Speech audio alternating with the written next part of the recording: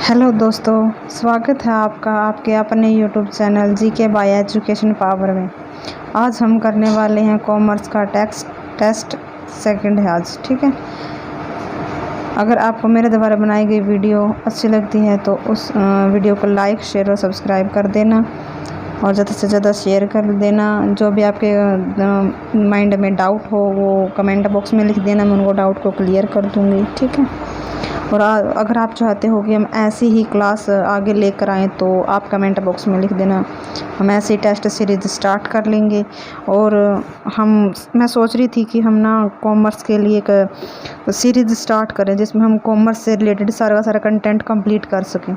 ठीक है, अगर आप हमारे साथ हो तो आप कमेंट बॉक्स में कमेंट लिख देना और मैं पढ़ लूँगी और मैं उसके हिसाब से आपके क्लासेज स्टार्ट कर दूँगी। ठीक है, सार्वजनिक वितरण प्रणाली से वितरित अनाज पर मूल्य बढ़ाने का उद्देश्य है किसानों को आकर्षित कीमतें मिल सकें, अनाज के उपयोग को नियंत्रित किया जा सके, इस योजना में निहित सब्सिडी का भार कम हो सके, इस योजना से लाभ कमाना। आंसर बता दो जी आज, कमेंट बॉक्स में लिख दो कौन सा आंसर होगा। आंसर हो जाएगा हमारा सी, इस योजना में निहित सब्सिडी क्या भार को कम किया जा सके। ठीक है, नेक्स्ट पीडीएस बोलते हैं जिसको, पब्लिक डिस्ट्रीब्यूशन सिस्टम। इसके माध्यम से सरकार गरीब परिवारों को उचित मूल्य पर खाद्यान्न उपलब्ध कराती है। यदि सरकार पीडीएस से वितरित अनाजों की कीमतों में वृद्धि कर देगी तो उसका डायरेक्ट प्रभाव क्या होगा कि जो सब्सिडी दी जाती है पीडीएस के थ्रू तो वो क्या हो जाएगी, कम हो जाएगी। ठीक है, पीडीएस का प्रारंभ 1940 में किया गया था और इसका सबसे ज़्यादा विकास कब हुआ था, 1970 और 80 के दौरान। ठीक है, नेक्स्ट क्वेश्चन करते हैं हम। राष्ट्रीय बागवानी मिशन, हॉर्टिकल्चर मिशन है जो वो कब चलाया गया था। ठीक है, बागवानी क्षेत्र की समग्र वृद्धि करना उसका उद्देश्य नहीं है, बताना है उद्देश्य था, उद्देश्य नहीं है।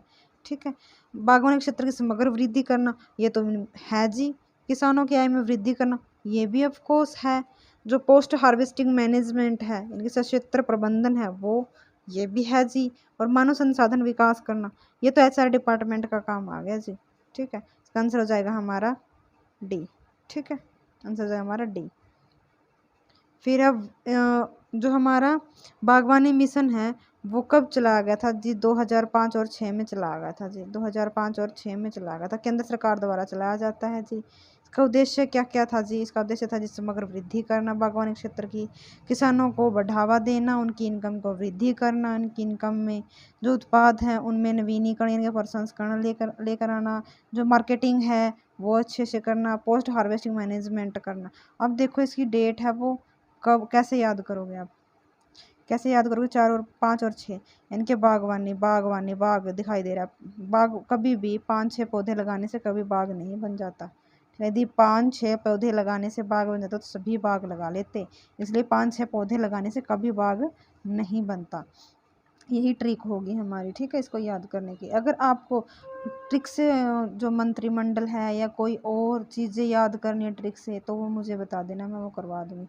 और मंत्रिमंडल तो हमने हरियाणा का भी और इंडिया का भी जो नया है वो कर लिया है। ठीक है, वो ट्रिक से है, उसका कमेंट बॉक्स में मैं आपको लिंक दे दूँगी। ठीक है, आप देख लेना, अगर आपका अच्छा लगे तो आप उसको लाइक कर देना। ठीक है, किस पंचवर्षीय योजना में कृषि क्षेत्र ने ऋणात्मक वृद्धि की प्रदर्शित की, जो वृद्धि है वो प्रदर्शित की थी, पंचवर्षीय योजना कौन सी थी जिसमें क्षेत्र माइनस में चला गया था, -1% हो गया था। ठीक है, वो थी तीसरी, 7वीं, 5वीं, 9वीं, कौन सी थी जी, बता दो आंसर जी।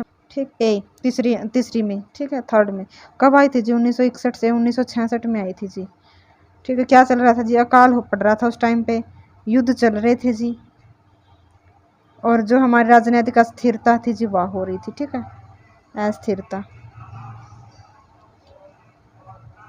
तीसरी पंचवर्षीय योजना में कृषि क्षेत्र में ऋणात्मक वृद्धि प्रदर्शित की थी। 1961 से 66 में यह अवधि कृषि उत्पादन की वृद्धि दर -1% हो गई थी। इसका कारण क्या था जी, इसका कारण था युद्ध था, अकाल था, राजनीतिक अस्थिरता थी।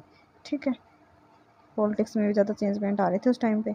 राष्ट्रीय हॉर्टिकल्चर मिशन किस पंचवर्षीय योजना में आरंभ किया गया था, 11वीं पंचवर्षीय योजना, 10वीं पंचवर्षीय योजना, 9वीं पंचवर्षीय योजना, इनमें से कोई भी नहीं। आंसर बता दो। आंसर होगा जी हमारा 10वीं। 10वीं। अब याद कैसे करोगे वो देख लो।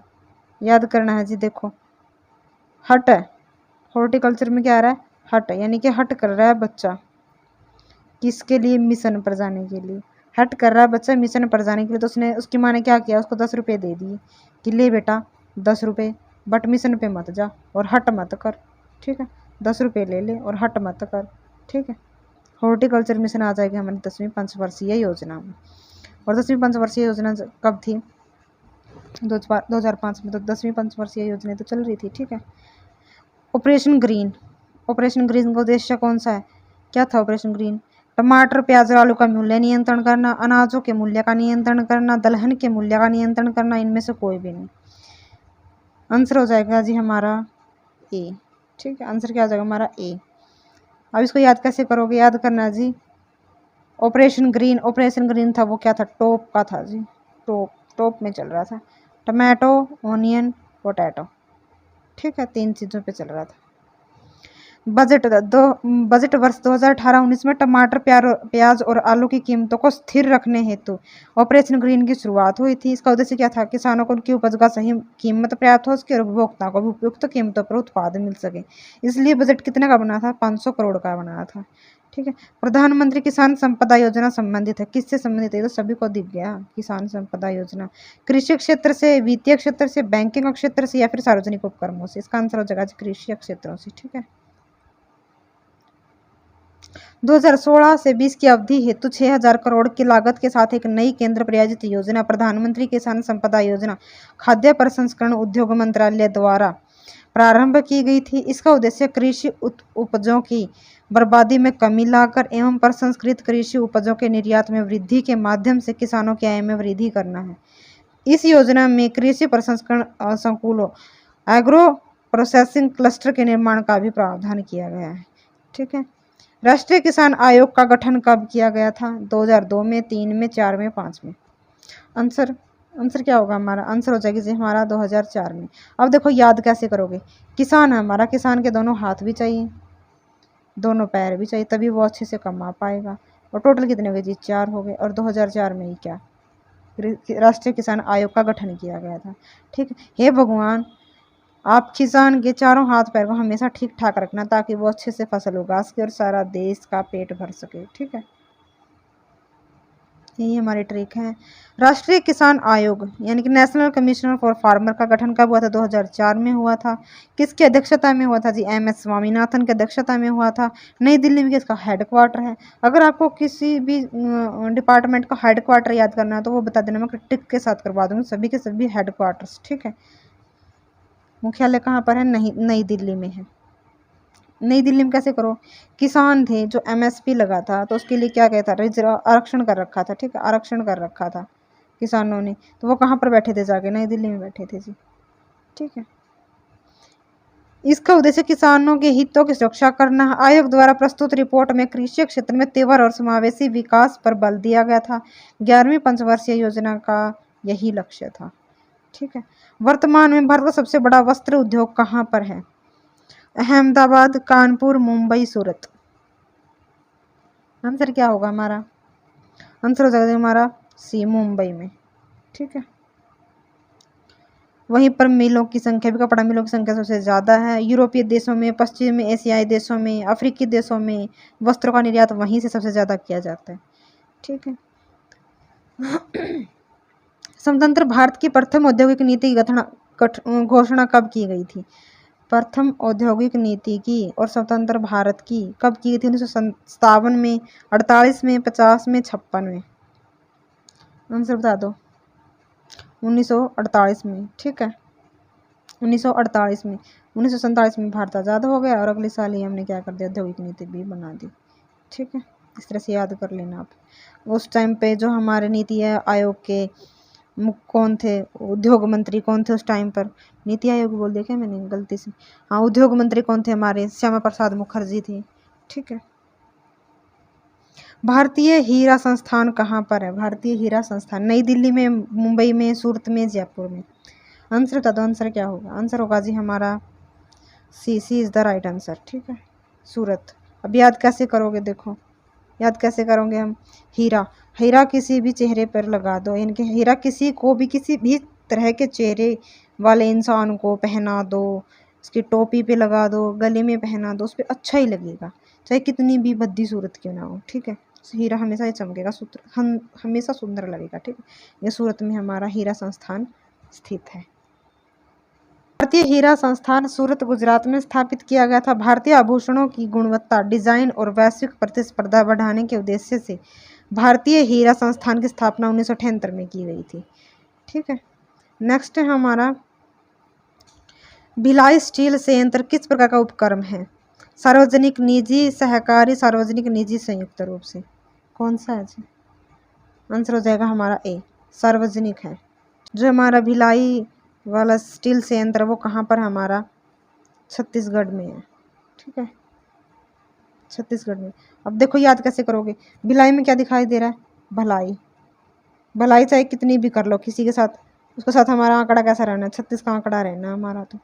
ठीक है, चाहे कितनी भी भलाई कर लो, हमें हमारे साथ हमेशा 36 का आंकड़ा ही रखेगा, हमेशा दुश्मनी बना रहेगा। ठीक है, अब ये बताओ कि स्टील संयंत्र जो हमारा स्टील है उसके मंत्रालय किसके पास है? इस्पात मंत्रालय किसके पास है? इस्पात मंत्रालय, इस्पात मंत्रालय हमारे ज्योतिरादित्य के पास।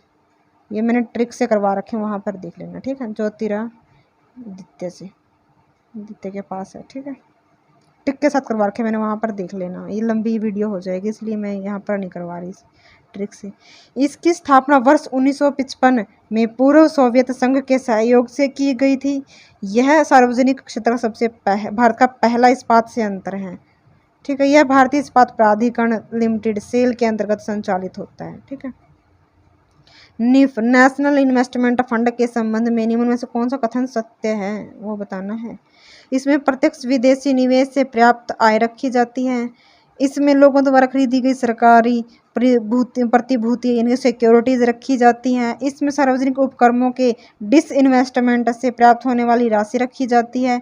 इस कोष का प्रबंधन रिजर्व बैंक द्वारा किया जाता है। ठीक है, वो बताओ कौन सा है इसका आंसर?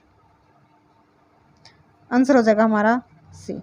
इसमें सार्वजनिक उपक्रम के विनिवेश से प्राप्त होने वाली राशि को रखा जाता है। डिसइन्वेस्टमेंट से जो गवर्नमेंट वाले जो पब्लिक सेक्टर होते हैं ना, एंटरप्राइजेज होते हैं, उनका डिसइन्वेस्टमेंट कर दिया जाता है ना, तब वो जो राशि मिलती है, जो अमाउंट मिलती है वो रखा जाता है इसमें। इसे निवेश और लोक परिसंपत्ति प्रबंधन विज्ञान विभाग के अंतर्गत 2005 में स्थापित किया गया था। अब आगे परसेंटेज तुम देख लेना। ठीक है, स्टॉप करके थोड़ी देर। भारत में महारत्न कंपनियों की संख्या कितनी है? 6, 7, 10, 9।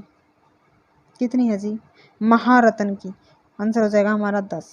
अब देख लो कौन सी है वो वाली देख लो।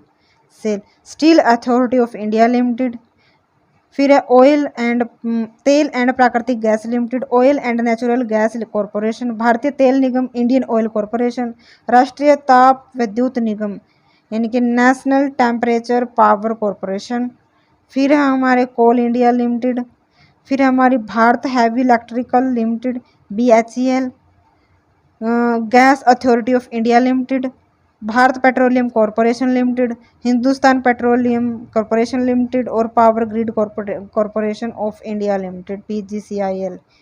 ठीक है, अब हमारे भारत में नवरत्न कितनी है? 14 है, और 75 वो मिनी रत्न है, और महारत्न की कितनी होगी?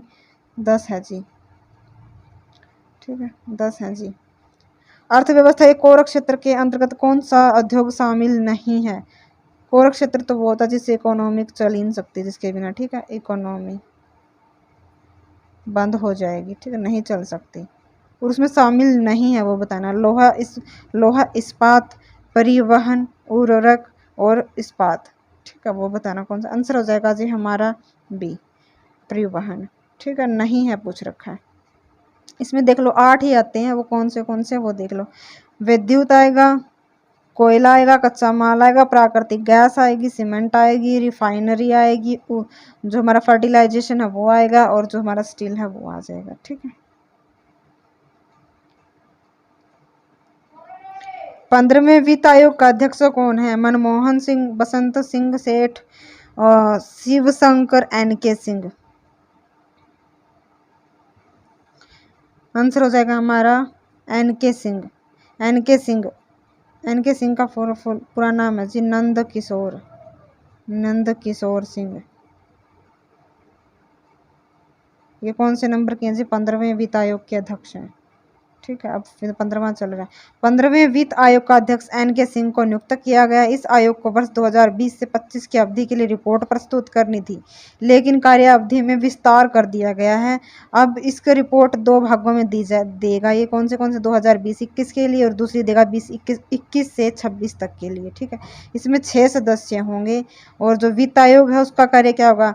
राज्य और केंद्र है उनके बीच में मध्य जो कर हैं उनका लॉजिकल डिवीजन करता है। ठीक है, वैट पहली बार कहाँ पर लागू किया गया था? वैट वैल्यू एडेड टैक्स किया गया था जी जर्मनी, स्पेन, फ्रांस, रूस। वैट हमारा लागू किया गया था जी, आंसर होगा हमारा फ्रांस में किया गया था जी वैट को तो लागू। ठीक है, वैट सबसे पहले 10 अप्रैल 1954 को फ्रांस में लागू किया गया था। यह एक इनडायरेक्ट टैक्स है किसी वस्तु के उत्पादन की प्रक्रिया के प्रत्येक चरण पर, यानी कि जब मैन्युफैक्चर होता है तब लगेगा, फिर होलसेलर के पास लगेगा, फिर रिटेलर के पास लगेगा। ठीक है, हर स्टेप पे क्या हो जाएगी? वैल्यू ऐड होते चली जाती है। जो भी प्रॉफिट उसमें ऐड करते जाएंगे वो उस पर क्या देंगे? वो टैक्स देंगे। उसको ही क्या बोलते हैं? वैल्यू एडेड टैक्स प्रणाली बोलते हैं। अब इसकी जगह पे क्या आ गया? हमारा जो जीएसटी आ गया है। और जीएसटी कब आया? 1 जुलाई 2017 को। याद कैसे करोगे जी? वैट चला गया, वैट की क्या होगी? छुट्टी होगी। छुट्टी कब हुई? जून में हुई। और 1 जुलाई यानी कि नया स्कूल लग गया, और 1 जुलाई से लगा तो 2017 में क्या? जीएसटी आ गया। ठीक है, कौन सा निकाय यह निर्धारित करता है कि संघ के कर में राज्य का हिस्सा किस प्रकार का होगा? वित्त आयोग, नीति आयोग, चुनाव आयोग या फिर वित्त मंत्रालय? बताओ, इस संघ में के कर में राज्य का क्या हिस्सा होगा वो कौन निर्धारित करेगा? ये करेगा जी हमारा वित्त आयोग। आंसर हो जाएगा हमारा ए। ठीक है, वित्त आयोग भारतीय संविधान के वित्त आयोग भारतीय संविधान के अनुच्छेद 280 में है। किस में है? 280 आर्टिकल में है। ठीक है, यह एक संवैधानिक निकाय कॉन्स्टिट्यूशनल बॉडी है। वित्त आयोग ही यह निर्धारित करता है कि केंद्र और राज्यों के बीच में करों का विभाजन किस प्रकार से होगा। ठीक है, इसका गठन प्रत्येक 5 वर्ष के लिए किया जाएगा, राष्ट्रपति द्वारा किया जाएगा। चुनाव आयोग लोकसभा और विधानसभा आदि के चुनाव से संबंधित निकाय होती है। ठीक है, चुनाव आयोग लोकसभा के और विधानसभा के जो चुनाव होते हैं उससे संबंधित होता है। और नीति आयोग होता है वो किसका होता है? नीति, भारत की नीति से संबंधित होता है। ठीक है, अप्रत्यक्ष कर यानी कि इनडायरेक्ट टैक्स।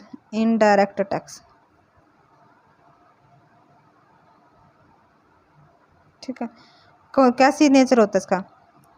अधोगामी, प्रतिगामी, प्रगतिशील, अनुपातिक? बता दो,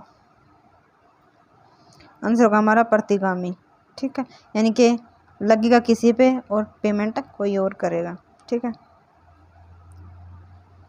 भुगतान पहले तो कर दिया किसने?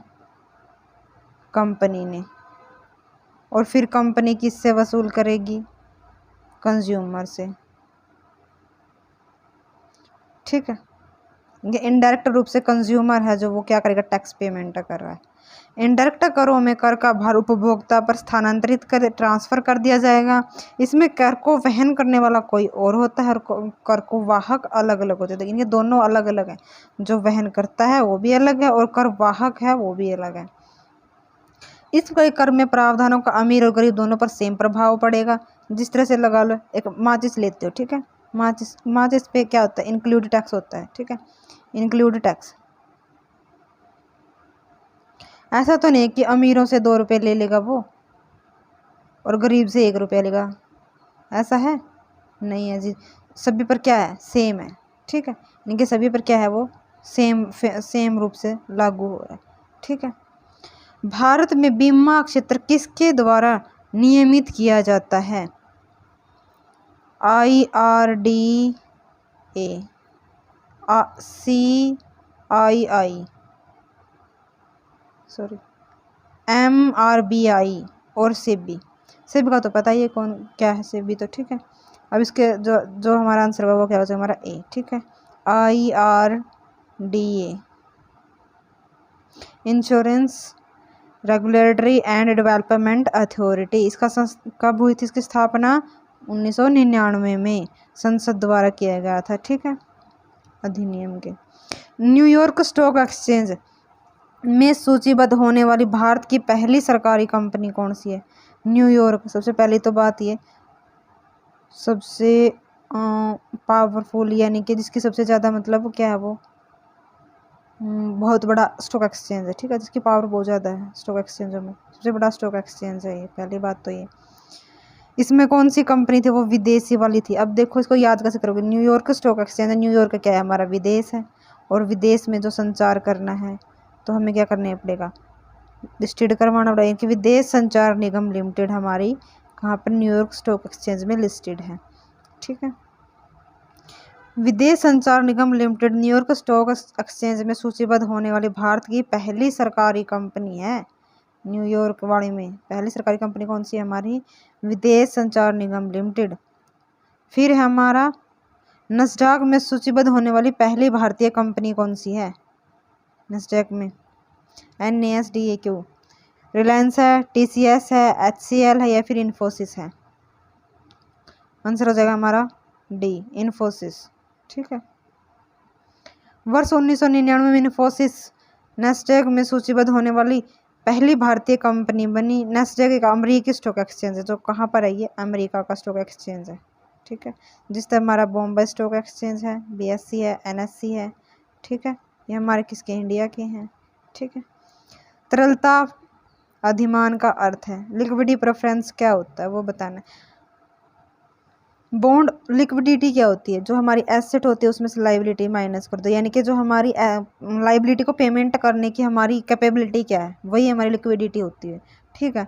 तो यहाँ पर क्या जब बॉन्ड और शेयर के रूप में परिसंपत्ति धारण करना, एसेट्स माइनस लाइबिलिटी, ठीक है, एसेट्स माइनस लाइबिलिटी, ठीक है। वैसे तो ये कैपिटल आता है, ठीक है ना, हमारे पास कैपिटल क्या होती है, इसका फॉर्मूला होता है एसेट माइनस लाइबिलिटी। बॉन्ड तथा शेयर के रूप में परिसंपत्ति धारण करना, नकदी के रूप में परिसंपत्ति धारण करना। अच्छा, लेकिन लिक्विडिटी रेशियो तब निकले जब हमारा क्या हो रहा है? डिसोल्यूशन हो रहा था कंपनी का, ठीक है, तब देखते हैं। नकदी के रूप में परिसंपत्ति धारण करना, अचल संपत्ति का निर्माण करना, आभूषणों के रूप में परिसंपत्ति। आंसर क्या हो जाएगा हमारा? बी, यानी कि नकदी के रूप में परिसंपत्ति धारण करना, आंसर हो जाएगा हमारा बी, ठीक है। तरलता अधिमान का अर्थ दीर्घ काल तक कम तरल परिसंपत्ति तथा निवेश के बदले, इनके इन्वेस्टमेंट के बदले में हमें अधिक तरल संपत्ति धारण करना, ठीक है, ताकि क्या निवेशकों की वृद्धि के कारण उत्पन्न मुद्रा की मांग में वृद्धि होता है, ठीक है। भारत में निम्न में कौन राजकोषीय नीति निर्धारित करता है? राजकोषीय नीति बताना है भाई, कौन निर्धारित करता है? नीति आयोग, वित्त आयोग, वित्त मंत्रालय, भारतीय रिजर्व बैंक। राजकोषीय नीति बतानी है, कौन करता है बता दो। आंसर हो जाएगा हमारा सी, क्या हो जाएगा हमारा? सी, वित्त मंत्रालय, ठीक है। भारत सरकार द्वारा रेवेन्यू कलेक्शन तथा आय एवं सार्वजनिक व्यय पब्लिक एक्सपेंडिचर के उचित नियमन के माध्यम से अर्थव्यवस्था को वांछित स्वरूप प्रदान करने की सरकारी नीति राजकोषीय नीति कहलाती है। भारत में राजकोषीय नीति का निर्धारण केंद्र सरकार के वित्त मंत्रालय के द्वारा किया जाएगा, और सरकार सार्वजनिक व्यय और टैक्स का, सार्वजनिक ऋण आदि उपकरणों के माध्यम से राजकोषीय नीति में कन्वर्ट कर सकती है, ठीक है। फिर हमारा 24वां क्वेश्चन, निम्नलिखित प्रस्तावों में से किसका संबंध संघीय बजट से है? जो संघ में बजट होता है ना, उसका संबंध कौन से? निंदा प्रस्ताव, ध्यानाकर्षण प्रस्ताव, कटौती और स्थगन। आंसर क्या होगा हमारा? आंसर होगा हमारा जी कटौती प्रस्ताव, सी, कटौती प्रस्ताव। जो हमारा स्थगन वाला होता है और ध्यान का आकर्षित वाला होता है, वो हमारे पार्लियामेंट में जो सदस्य होते हैं उससे संबंधित होता है, ठीक है। केंद्रीय जो कटौती प्रस्ताव, कट मोशन का संबंध संघीय बजट से होता है, यानी कि जिसमें डिडक्शन वगैरह दी जाती है, ठीक है। जिस प्रस्ताव के द्वारा सरकार या उसके किसी विभाग द्वारा धन के लिए प्रस्तावित मांग में विपक्ष द्वारा कमी का प्रस्ताव किया जाता है, इसे कटौती प्रस्ताव कहते हैं। ध्यान आकर्षण तथा स्थगन प्रस्ताव किसी व्यापक लोक महत्व के विषय पर चर्चा के लिए लाए जाते हैं। ठीक है, फिर हमारा 25वां क्वेश्चन, भारत में घाटे की वित्त व्यवस्था किस उद्देश्य से की जाती है? घाटे की वित्त व्यवस्था यानी कि घाटा आ गया उसके लिए वित्त की व्यवस्था करनी है सरकार को। ठीक है, वो क्या करेगी, किसके लिए की जाती है? आर्थिक विकास के लिए, सार्वजनिक ऋण चुकाने के लिए, भुगतान से इसका समायोजन करने के लिए, विदेशी ऋण कम करने के लिए। आंसर क्या होगा हमारा? आंसर हो जाएगा जी हमारा आर्थिक विकास को प्रोत्साहन देने के लिए। जब भी वो क्या करेगा, पब्लिक को इसमें क्या बोलता है वो पब्लिक को कि आप ज़्यादा से ज़्यादा क्या करो, खर्चा करो, यानी कि एक्सपेंडिचर करो, पब्लिक को बोलती है। और एक्सपेंडिचर करेगी तो किसके पास पैसा आएगा जी? गवर्नमेंट के पास आएगा। और गवर्नमेंट के पैसा आएगा तो क्या करेगा, वो इकोनॉमिक डेवलपमेंट भी करेगी हमारा, ठीक है, देश का। फिर हमारा भारत जैसे देश में घाटे की वित्त व्यवस्था मुख्य उद्देश्य आर्थिक विकास को प्रोत्साहन देना है। घाटे की वित्त व्यवस्था के द्वारा भारत सरकार पब्लिक एक्सपेंडिचर को क्या देती है? बढ़ावा देती है, जिससे आर्थिक गतिविधियों को प्रोत्साहन मिलता है। ठीक है, भारत सरकार की राजकोषीय नीति का निम्न में से कौन सा उद्देश्य नहीं है? क्या बोला है? नहीं है। पूर्ण रोजगार, धन एवं आय का न्यायोचित वितरण, अंतर्राष्ट्रीय व्यापार का नियमन, मूल्य स्थिरता। किसका पूछा है जी? राजकोषीय नीति का। राजकोषीय नीति का क्या आंसर होगा हमारा? आंसर हो जाएगी हमारा सी। क्या हो जाएगा हमारा? सी, यानी कि अंतर्राज्यीय व्यापार का नियमन करना, यानी कि रेगुलेट करना, जो एक राज्य से दूसरे राज्य का व्यापार उसको रेगुलेट करना, वो उसका उद्देश्य नहीं है। ठीक है, राष्ट्रीय आय, उत्पादन और रोजगार से संबंधित प्रभावों की प्राप्ति हेतु जो हमारे रेवेन्यू है और एक्सपेंडिचर है उसकी सरकार द्वारा प्रयुक्त कार्य योजना राजकोषीय नीति कहलाएगी। किसकी? रेवेन्यू का, एक्सपेंडिचर का। ठीक है, भारत सरकार की राजकोषीय नीति में करों के माध्यम से धन और आय का न्यायोचित वितरण, पूर्ण रोजगार, मुद्रास्फीति यानी कि इन्फ्लेशन तथा मूल्य स्थिरता प्राप्त करना होता है, यानी स्टेबिलिटी, प्राइस स्टेबिलिटी लाना होता है। ठीक है, निम्न में से कौन सा एक मुद्रा के अवमूल्यन का प्रभाव नहीं है? जिसमें मुद्रा क्या हो गया, वैल्यू कम हो गई है, वो बताना है। इससे आयातकर्ता देश में मुद्रा अपस्फीति होती है, इससे निर्यातकर्ता देश में मुद्रा अपस्फीति होती है, इससे जो एक्सपोर्टर देश है उसमें मुद्रा अधिकृत होती है, इसमें इम्पोर्टर है जो देश है उसकी मुद्रा अवमूल्यन होता है। आंसर हो जाएगा हमारा ए इज द राइट आंसर। ठीक है, इससे आयातकर्ता देश में मुद्रा अपस्फीति होती है, डिफ्लेशन बोलते हैं। ठीक है, जिसको मुद्रा के अवमूल्यन से आयातकर्ता देश में मुद्रा अपस्फीति नहीं होती, क्योंकि देश में आयातित वस्तुओं की कीमत बढ़ने के कारण कीमत स्तर में क्या हो जाती है? वृद्धि हो जाती है, जिससे आयात में कमी आती है और निर्यात क्या हो जाता है? सस्ता हो जाता है, जिसमें निर्यात में क्या हो जाती है? वृद्धि हो जाती है। इसका नहीं में आंसर पूछ रखा था ना, अवमूल्यन का प्रभाव नहीं है। ठीक है, प्रभाव ये तो पड़ते ही हैं, जो आयात करने वाला है उसकी जो वैल्यू उसकी डाउन हो जाएगी ना। फिर मुद्रा की जो निर्यातकर्ता देश का मुद्रा अधिकृत होती है, अथोराइज्ड होती है जी। इसे निर्यातकर्ता देश में मुद्रा अपस्फीति होती है, यानी कि डिफ्लेशन आ जाता है। किसमें? जो एक्सपोर्टर देश है हो जाता है जी। इम्पोर्टर देश में भी मुद्रा अपस्फीति होती है? नहीं जी, नहीं होती, क्योंकि ये किस में होती है जी? निर्यात एक्सपोर्टर वाई में होती है। ठीक है, फिर हमारे सुपर 301 किससे संबंधित है? सुपर 301 किससे संबंधित है? अंतर्राष्ट्रीय संधि से, परमाणु विस्फोट से, मानव अधिकार से, मुक्त व्यापार में अवरोध से, यानी कि जो फ्री ट्रेड किया जाता है उसमें जो अवरोध आते हैं बीच में। ठीक है, उससे संबंधित। आंसर हो जाएगा हमारा जी डी। ठीक है, मुक्त व्यापार में अवरोध से। सुपर 301 तथा स्पेशल 301 अमेरिकी व्यापार एवं प्रतिस्पर्धा अधिनियम 1988 की वह धारा है जिसमें अमेरिका के द्वारा किसी भी देश के विरुद्ध आर्थिक कार्रवाई की जाती है। अमेरिका द्वारा की जाएगी, किसी भी देश के खिलाफ की जा सकती है। और कौन सी कार्रवाई की जाएगी? आर्थिक कार्यवाही की जाएगी। ठीक है, इसे WTO की मुक्त व्यापार नीति के विपरीत माना जाता है। ठीक है, विदेशी संस्थाओं के द्वारा भारतीय कंपनियों के शेयर और बॉन्ड खरीदने को कहते हैं, क्या कहते हैं? विदेशी प्रत्यक्ष निवेश, पोर्टफोलियो निवेश, संस्थागत निवेश या विदेशी अप्रत्यक्ष निवेश। आंसर हो जाएगा हमारा पोर्टफोलियो निवेश। इसका तो सभी को पता है। ठीक है, आंसर भी दिखाई देगा था तुम्हें। विदेशी संस्थाओं द्वारा भारतीय कंपनियों के शेयर व बॉन्ड खरीदने को पोर्टफोलियो निवेश कहते हैं। इसके अंतर्गत निवेशकर्ता को कंपनी के निर्देशक मंडल में शामिल नहीं किया जाता, ताकि जो हमारा शेयर है वो ज़्यादा ना जाए, ठीक है।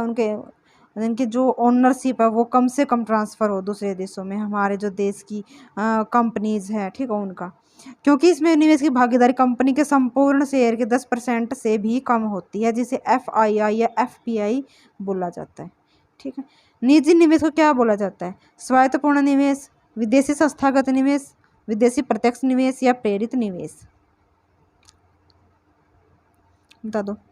इनके ऑटोनोमस इन्वेस्टमेंट, विदेशी यानी कि foreign institutional investment, foreign direct investment FDI बोलते हैं जिसको, और प्रेरित निवेश यानी कि जो इन्फ्लुएंस होके होता है, यानी कि किसी से प्रेरित होके।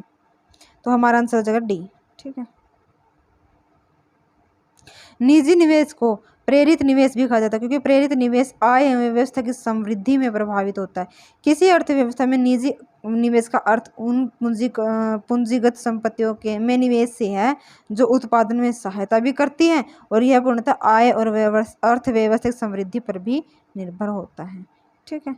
फिर हमारा नेक्स्ट क्वेश्चन, किसी देश का अन्य देशों के साथ एक देश का किसी अन्य देशों के साथ मौद्रिक विनिमय के वार्षिक विवरण को कहा जाता है?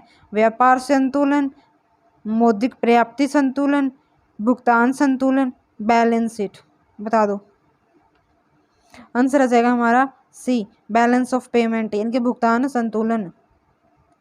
किसी देश का अन्य देशों के साथ मौद्रिक विनिमय का वार्षिक विवरण भुगतान संतुलन, बैलेंस ऑफ पेमेंट कहलाता है, ठीक है। भुगतान संतुलन वस्तुतः किसी देश के अंतर्राष्ट्रीय आर्थिक व्यवहार का ही विवरण देंगे, जिसमें एक कितने पैसा गया है, कितना पैसा आया है, ठीक है, वो चीज़ देखी जाती है। भारत का भुगतान संतुलन ठीक किया जा सकता है किसके द्वारा? घरेलू मुद्रा के अवमूल्यन के द्वारा। जो घरेलू मुद्रा, देसी मुद्रा, उसका जो वैल्यू है वो डाउन कर दें। बी है निर्यात को बढ़ाकर, यानी कि एक्सपोर्ट को इंक्रीज कर दें। जो इम्पोर्ट है उसके सब्सटीट्यूट लेके आ जाए, या फिर उपरोक्त सभी। आंसर हो जाएगा हमारा डी, ठीक है, उपरोक्त सभी। उपरोक्त सभी विधियों द्वारा भुगतान संतुलन को ठीक किया जा सकता है, क्योंकि घरेलू मुद्रा के अवमूल्यन से अंतर्राष्ट्रीय व्यापार में लाभ होता है। इसी प्रकार आयात को निर्यात से प्रतिस्थापित करके एवं निर्यात बढ़ाकर भी भुगतान संतुलन को ठीक किया जा सकता है, ठीक है। कौन सी विधि होंगी? निर्यात को बढ़ाकर, आयात का प्रतिबंध लगा दे, इनके इम्पोर्ट को इनके कम से कम किया जा सकता है, उनके सब्सटीट्यूट लेकर आ जाए जो इम्पोर्ट करने वाली जो वस्तुएं हैं। विदेशी मुद्रा विनिमय पर कोटा लगा दें, इनके जो डिसइन्वेस्टमेंट है विदेशी मुद्रा का वो उसकी कोटा निर्धारित, यानी कि इतने तक ही आप डिसइन्वेस्टमेंट कर सकते हो, वो चीज़। फिर हमारा सार्वजनिक क्षेत्र में विनिवेश को क्या कहा जाता है? जो हमारा पब्लिक सेक्टर होता है, अगर उसमें जो डिसइन्वेस्टमेंट होती है उसको क्या कहा जाएगा? उदारीकरण, वैश्वीकरण, औद्योगिकरण या फिर निजीकरण? लिबरलाइजेशन, ग्लोबलाइजेशन, इंडस्ट्रियलाइजेशन या फिर प्राइवेटलाइजेशन? आंसर हो जाएगा जी हमारा प्राइवेटाइजेशन, ठीक है, निजीकरण। विनिवेश स्वामित्व हस्तांतरण की एक प्रक्रिया जिसमें क्या ओनरशिप ट्रांसफर होती है, यानी कि प्राइवेट से गवर्नमेंट से कहाँ चला गया?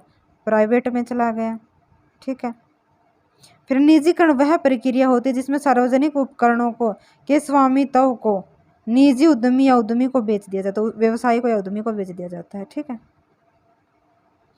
भारत सरकार के बजट में कुल प्राप्ति व कुल व्यय के अंतर को क्या कहा जाता है? इसके तो क्वेश्चन में ही सॉल्व हो रहा है।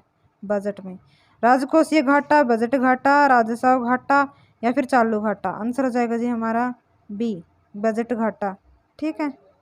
नेक्स्ट, बजट घाटा कुल व्यय व कुल प्राप्तियों के मध्य अंतर होता है।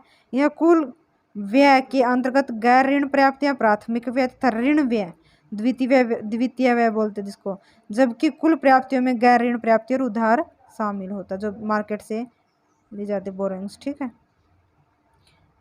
फिर भारत सरकार के बजट आंकड़ों में राजकोषीय घाटा क्या होता है? बजट के आंकड़ों में भारत सरकार राजकोषीय घाटा पूछ रखा है, ठीक है। चार ऑप्शन ही हो गए हमारे, यहाँ पर माइनस है,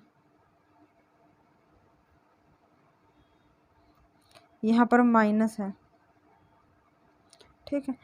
कुल व्यय माइनस कुल प्राप्ति, राजस्व व्यय माइनस राजस्व प्राप्ति, पूंजीगत व्यय माइनस पूंजीगत प्राप्ति प्लस बाजार उधारी, कुल व्यय माइनस प्राथमिक प्राप्तियाँ। ये तो ऊपर ही करके आए हम, ठीक है। इसका आंसर हो जाएगा हमारा डी, ठीक है। क्या हो जाएगा हमारा डी। राजकोषीय घाटा सरकार के कुल व्यय में से गैर ऋण राजस्व प्राप्तियों को घटाने से प्राप्त होता है, यानी कि जब हम टोटल एक्सपेंडिचर से में से जो हमारे रेवेन्यू है उसको लेस कर देंगे तो मिलेगा।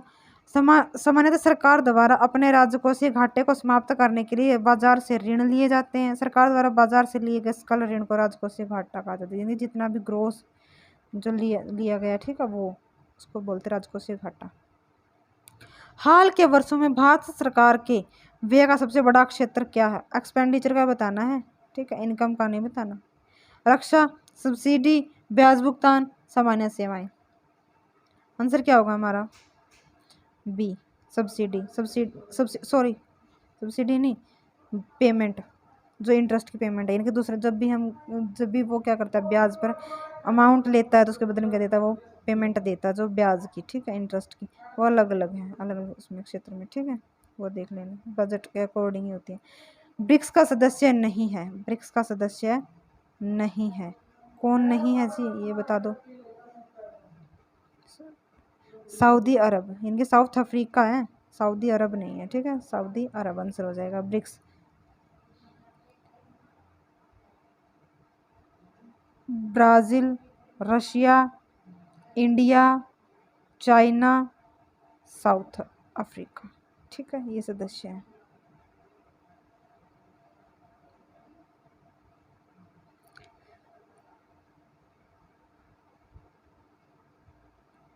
निम्न में से कौन सा देश दक्षिण एशियाई क्षेत्र सहयोग संगठन, इनके सार्क का सदस्य नहीं है, सार्क का सदस्य नहीं है?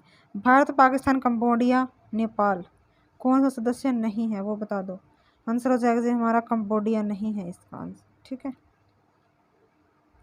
इसकी स्थापना हुई थी 1985 में, कहाँ पर, काठमांडू में, ठीक है। इसके सदस्य कौन से देश हैं? अफगानिस्तान है, बांग्लादेश है, भूटान, भारत और मालदीव, नेपाल, पाकिस्तान, श्रीलंका, ठीक है। अब इसका हेडक्वार्टर कैसे याद करोगे, इसका ट्रिक है, देखो, शार्क मछली देखिए, शार्क मछली है, क्या करती है, बहुत खतरनाक होती है, खा जाती है, काट के खा जाती है, सॉरी क्या लिख दिया मैंने, काट के क्या कर जाएगी वो, काट के खा जाएगी, क्या खा जाएगी, मुंडे को खा जाएगी, काट के मुंडे को खा जाएगी। आप अगर उसके पास जाओगे तो मुंडे को काट के खा जाएगी, आपके मुंडा को, ठीक है, यानी कि आपके सिर को, धड़ को, ठीक है, खा जाएगी काठमांडू में। विश्व व्यापार संगठन WTO का पूर्ववर्ती नाम क्या है? WTO का तो सभी को पता है जी, अक्टाड है, गेट है, यूनिडो है, OECD है, बता दो। इसका आंसर हो जाएगा हमारा बी, गेट है जी, ठीक है। General agreement on trade and tariff 1948 में लागू हुआ था, ठीक है। कौन सी संधि थी जिससे, मराकेश संधि थी जिससे WTO आया था, ठीक है। इसका नाम कन्वर्ट कर दिया था WTO में, वर्ल्ड ट्रेड ऑर्गेनाइजेशन। संयुक्त राज्य सुरक्षा परिषद के 5 स्थायी सदस्य कौन से हैं वो बताने हैं। संयुक्त राज्य अमेरिका, चीन, फ्रांस, रूस, कनाडा, चीन, फ्रांस, रूस, UK, अमेरिका, जापान, जर्मनी, रूस, UK, अमेरिका, जर्मनी, चीन, संयुक्त राज्य अमेरिका, रूस, UK, बता दो जी कौन से हैं। आंसर हो जाएगा हमारा बी, ठीक है, आंसर हो जाएगा हमारा बी। फिर हमारा ब्रिक्स के न्यू डेवलपमेंट बैंक, ब्रिक्स का न्यू डेवलपमेंट बैंक है वो कहाँ पर है, ये हमारा लास्ट का क्वेश्चन है, ठीक है। संघाई में, नई दिल्ली में, ब्राजीलिया में या फिर मॉस्को में? आंसर क्या हो जाएगा हमारा संघाई में। उसको देखो याद कैसे करोगे, ब्रिक्स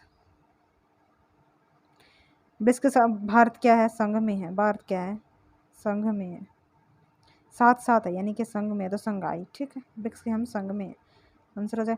आज की क्लास हमारे यहीं पर समाप्त होती है। ठीक है दोस्तों, अगर आपको मेरे द्वारा ये जो पढ़ाया गया कंटेंट है वो आपको पसंद आता है तो लाइक शेयर और सब्सक्राइब ज़रूर कर लेना। आपके जो भी डाउट हो वो कमेंट बॉक्स में लिख देना, मैं उसको सॉल्व आउट कर दूँगी, आपको आंसर उसका मिल जाएगा। ठीक है, या तो कमेंट बॉक्स में ही दे दूँगी या फिर अगली नेक्स्ट क्लास में उसका आंसर दे दूँगी। ठीक है दोस्तों, आज की क्लास यहीं पर समाप्त होती है।